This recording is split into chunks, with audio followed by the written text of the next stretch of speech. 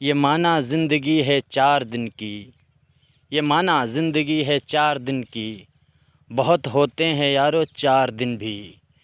नाज़रीन, मैं हूँ बिस्मिल आफ्ताब आलम और आप देख रहे हैं उर्दू हिंदी नॉलेज चैनल। आज जो मैं आपके सामने जीवन परिचय प्रस्तुत करूँगा उसमें मैं बात करूँगा मुंशी प्रेमचंद की। आप लोगों को मालूम है, जिनके पास उर्दू है उनको भी ये बात मालूम है, जिनके पास हिंदी है उनको भी ये बात मालूम है कि मुंशी प्रेमचंद मोस्ट इम्पोर्टेंट हैं। इनसे मुतालिक दो एक सवाल जो हैं नेट में पूछ ही लिए जाते हैं, चाहे वो हिंदी हो चाहे वो उर्दू हो। कल यूपी असिस्टेंट प्रोफेसर का एग्ज़ाम था, उसमें भी 3 जो हैं सवाल मुंशी प्रेमचंद से मुतालिक थे। तो इनको हिंदी और उर्दू दोनों में समझना बहुत ज़रूरी है, दोनों में समझेंगे भी। आज हम हिंदी में इनके जीवन परिचय पे बात करेंगे और बीए सेकेंड ईयर के जो स्टूडेंट हैं उनके लिए ख़ास तौर से बात करेंगे तफसील से मुंशी प्रेमचंद के जीवन परिचय पर, इनकी भाषा शैली, इनका साहित्यिक परिचय और तमाम इनकी रचनाओं पर भी बात करेंगे। मुंशी प्रेमचंद जो है वो 31 जुलाई 1880 में पैदा हुए थे। याद रखना 1880 से मुतालिक बहुत ही ख़ास ये सन है। उर्दू के लिहाज से तो बहुत ही ख़ास है। कई मुसन्निफ़ हैं, कई राइटर हैं जो पैदा हुए हैं उर्दू के, और 1880 में ही जो है उर्दू का फसाना आज़ाद पंडित रतननाथ सरशार का जो निकला था वो इसी सन में निकलना शुरू हुआ था। 1980 एक मोस्ट इम्पोर्टेंट भी है। 1980 में मोहम्मद रफ़ी जो थे वो 31 जुलाई 1980 में उनका इंतकाल हुआ था, वो ख़त्म हुए थे। खैर, हम मुंशी प्रेमचंद पे बात करेंगे। मुंशी प्रेमचंद का जन्म बनारस में हुआ था, ज़िला बनारस के लम्ही ग्राम में हुआ था और ये उत्तर प्रदेश में है। याद रखना, ये काश्त परिवार से ताल्लुक़ रखते थे और इनकी माता का नाम आनंदी देवी था तथा इनके पिता का नाम जो है वो मुंशी अजायब राय था। और ये जो है मुंशी अजायब राय जो है लम्ही में ही डाक मुंशी थे। उनका वास्तविक नाम जो है वो धनपत राय श्रीवास्तव था। किसका? मुंशी प्रेमचंद का जो नाम था वो धनपत राय था, जिसको इनके पिता ने रखा था, और इनके चाचा ने इनका नाम जो है वो नवाब राय रखा था। तो इनके चाचा ने इनका नाम नवाब राय रखा था और इनके फादर जो हैं उन्होंने इनका नाम जो है वो रखा हुआ था धनपत राय। इसके बाद में जानते हैं मुंशी प्रेमचंद की आरंभिक शिक्षा जो है वो फ़ारसी में हुई थी। इसीलिए इन्होंने जो भी अपनी लेखनी की है वो सबसे पहले इन्होंने उर्दू में ही लिखना। इसरार मोहब्बत जो है वो इनका उपन्यास है, जिसको उर्दू में नावल कहते हैं, वो उर्दू में ही लिखा हुआ है। मुंशी प्रेमचंद के माता पिता जो हैं, माता पिता के संबंध में रामविलास जो शर्मा हैं हिंदी के लेखक, उन्होंने लिखा है जब वे 7 साल के थे मुंशी प्रेमचंद, तब उनकी माता का स्वर्गवास हो गया। जब वो 15 साल के हुए तब उनका विवाह हो गया और 16 वर्ष के होने के बाद उनके पिता का भी देहांत हो गया। तो इस तरह से इनकी प्रारंभिक जो जीवन था वो बहुत ही कष्टमय गुजरा। इसके बाद इसके कारण इनका प्रारंभिक जीवन बहुत संघर्षमय रहा। और मुंशी प्रेमचंद का जो जीवन है, साहित्य से क्या संबंध है, इस बात की पुष्टि रामविलास शर्मा ने ही की है।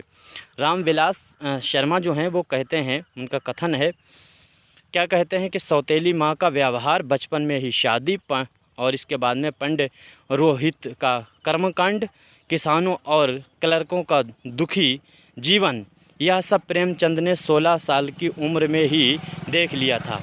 इसीलिए उनके ये अनुभव एक ज़बरदस्त सच्चाई किए हुए उनके साथ साहित्य में झलकते थे।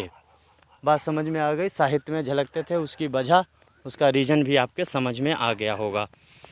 इसके बाद में जानते हैं उनकी जो बचपन है, बचपन में जो है पढ़ाई में इनकी बहुत रुचि थी और 13 वर्ष की उम्र में ही इन्होंने तिलस्म होशो रबा पढ़ लिया।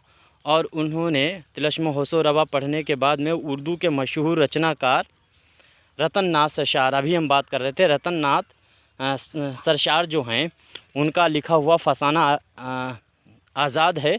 और फसाना आज़ाद जो है वो बहुत ही मशहूर उर्दू का पहला नावल भी माना जाता है। लेकिन उसमें जो नावल की जो खूबियाँ होती हैं, उसमें जो नियम होता है, उसमें जो कानून चलता है, उसकी एक टेक्निक होती है, उससे थोड़ा दूर है, इसलिए उसको पहला नावल नहीं स्वीकार किया जाता है उर्दू में। लेकिन बहुत ही बढ़िया दास्तान है, कहानी है, पढ़ेंगे तो आपका रोंगटे खड़ा हो जाएगा और पता चलेगा, वहाँ से अंदाज़ा लगेगा कि हिंदुस्तान पे अंग्रेज़ों का क्यों हुकूमत हो गई थी। खैर ये बातें बाद में फिर कभी। तो इन्होंने इसरार महाबत पढ़ा और मिर्ज़ा हादी रुस्बा, ये मिर्ज़ा हादी रुस्बा जो है मिर्ज़ा गालिब के जो हैं वो शिष्य हैं, मिर्ज़ा गालिब के शिष्य हैं। कौन? हादी रुस्बा। और मौलाना शरर के उपन्यासों के से परिचय प्राप्त होता है। अब याद रखना, अब इन्होंने अपना जीवन, जो प्रारंभिक जीवन पढ़ाई शुरू की थी, तो वो उर्दू के ही ये सब राइटर हैं जिनको इन्होंने, अब सब नावल निगार हैं, सब उपन्यासकार हैं जिनको इन्होंने पढ़ना शुरू कर दिया था। अब इसके बाद में जानते हैं उनका पहला विवाह 15 साल की उम्र में 1906 में हुआ। उनका दूसरा विवाह शिवरानी देवी से हुआ था, जो बाल विधवा थी, यानी बचपन में ही विधवा हो गई थी। ऐसी विधवा महिला से इन्होंने शादी की थी जिनका नाम था शिवरानी देवी। ये बहुत अच्छी खासी विदुषी थी, पढ़ी लिखी थी, वे सुशिक्षित महिला थीं जिन्होंने कुछ कहानियाँ और मुंशी प्रेमचंद घर में शीर्षक के नाम से एक पुस्तक, इनकी जीवनी लिखी है मुंशी प्रेमचंद की। उनकी 3 संतानें हुईं। किसकी? मुंशी प्रेमचंद की। इनके जो लड़के हैं श्रीपत राय और अमृत राय ने ही इनका बाद में जो बचा हुआ लिटरेचर रह गया था उसको प्रकाशित करवाया। अमृत राय से मुताल्लिक सवाल कई बार पूछा गया, तो याद रखना ये अमृत राय मुंशी प्रेमचंद के दूसरे लड़के हैं। और कमला देवी श्रीवास्तव इनकी एक लड़की भी है। 1998, याद रखना ये भी मोस्ट इम्पोर्टेंट सन है, 1998 में इन्होंने मैट्रिक की परीक्षा उत्तीर्ण की थी। और 1998 बहुत इम्पोर्टेंट इसलिए है कि इसी में 1998 में ही सर सैयद अहमद ख़ान की इंतकाल हुआ था, उनकी मृत्यु हुई थी। तो इसके बाद में इन्होंने क्या किया? उत्तीर्ण करने के बाद ये स्थानीय विद्यालय में शिक्षक नियुक्त हो गए और नौकरी के साथ ही इन्होंने पढ़ाई जारी रखी। इनकी शिक्षा के संबंध में रामबिलास शर्मा क्या लिखते हैं, जानते हैं इनके बारे में। रामबिलास जो हैं उन शर्मा का अनुसार है, उनका कोटेशन है क्या? 1910 में अंग्रेज़ी, दर्शन, फ़ारसी और इतिहास लेकर इंटर किया और 1919 में अंग्रेज़ी, फ़ारसी और इतिहास से लेकर बीए किया। 1919 में बीए पास करने के बाद में शिक्षा विभाग के इंस्पेक्टर पद पर नियुक्त हुए। समझ में आ रही बातें? 1919-21 में फिर क्या हुआ? 1921 में असहयोग आंदोलन के दौरान महात्मा गांधी जी के साथ इन्होंने अपनी सरकारी नौकरी को छोड़कर और आंदोलन में हिस्सा लिया। इनका सबसे पहला लिखा हुआ एक मजमुआ था, मजमुआ कहते हैं हिंदी में संग्रह, कहानियों का संग्रह था, सोज़े वतन, जिसको अंग्रेज़ों ने 1908 में ज़ब्त कर लिया था। उस टाइम पर ये नवाब राय के नाम से ही लिखते थे। बाद में इन्होंने अपना नाम बदलकर मुंशी प्रेमचंद के नाम से लिखना प्रारंभ कर दिया। तो छोड़ के आह्वान स्कूल, इन्होंने क्या किया? स्कूल इंस्पेक्टर पद से 23 जून को त्यागपत्र दे दिया। इसके बाद ये उन्होंने लेखन को अपना व्यवसाय बना लिया। मुंशी प्रेमचंद ने मर्यादा, माधुरी आदि पत्रिकाओं में संपादन पद पर कार्य करते रहे। इसी दौरान इन्होंने प्रवासी लाल के साथ में मिलकर सरस्वती, याद रखना सरस्वती, ये बहुत बार ये पत्रिका पूछी गई, किसने निकाली थी? हिंदी में भी पूछी जाती, उर्दू में भी। तो ये प्रेस जो है इन्होंने ख़रीदा और हंस जो है इसी के ज़रिए बनारस से हंस पत्रिका और जागरण पत्रिका का इन्होंने निकालना प्रारंभ किया था, शुरू किया था। प्रेस उनके लिए व्यावसायिक रूप में लाभप्रद सिद्ध नहीं हुआ और 1933 में वह बहुत ऋणी हो गए और इसी ऋण को हटाने के लिए उन्होंने मोहनलाल भवानी जो थे वो सिनेनॉट फिल्म मेकर थे और इन्होंने फिल्मों कंपनी में कहानी लिखने के रूप में काम करने का प्रस्ताव स्वीकार कर लिया। फिल्मी नगरी में फिल्मी नगरी जो थी वो मुंशी प्रेमचंद को रास ना आई और वे एक वर्ष बाद ही अनुबंध भी पूरा नहीं कर सके और 2 महीने का वेतन छोड़कर बनारस लौट आए। पहले जो राइटर होते थे फिल्मों में लिखने वाले, अब तो ठेके के तौर पे लिखते हैं, इतना पैसा चाहे फिल्म फ्लॉप हो या चले। लेकिन पहले राइटर जो है वो महीने के सैलरी के हिसाब से लिखते थे और एक्टर भी एक्ट जो है वो महीने के हिसाब से करते थे। तो मुंशी प्रेमचंद ने क्या किया, अपना ये काम अधूरा छोड़कर, वेतन भी छोड़कर चले आए और उनका स्वास्थ्य निरंतर ख़राब हो गया, बिगड़ गया और लंबी बीमारी के बाद 8 अक्टूबर 1936 को बनारस में इनका निधन हो गया। समझ में आई बातें इतनी। अब मुंशी प्रेमचंद जो हैं, एक चीज़ याद रखना, 1936 में ही तरक्की पसंद तहरीक, हिंदी में उसे क्या कहते हैं मुझे इस टाइम पर नहीं याद आ रहा, उसकी भी अध्यक्षता की थी लखनऊ में। ये सब इसमें साहित्यकार इकट्ठा हुए थे हिंदुस्तान भर के और उसमें बाकायदा तौर पे साहित्य कैसा होना चाहिए इस पर चर्चा हुई थी।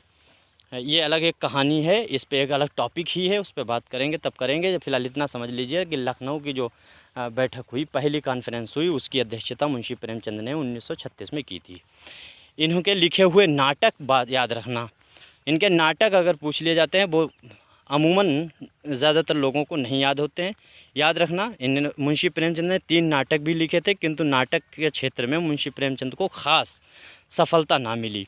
इनका एक नाटक आया था संग्राम, संग्राम नाम की मूवी भी बाद में आई थी और 1923 में यह नाटक आया। करबला 1924 में आया था और इसके बाद में प्रेम की देवी, करबला नाम की इनकी एक कहानी भी है।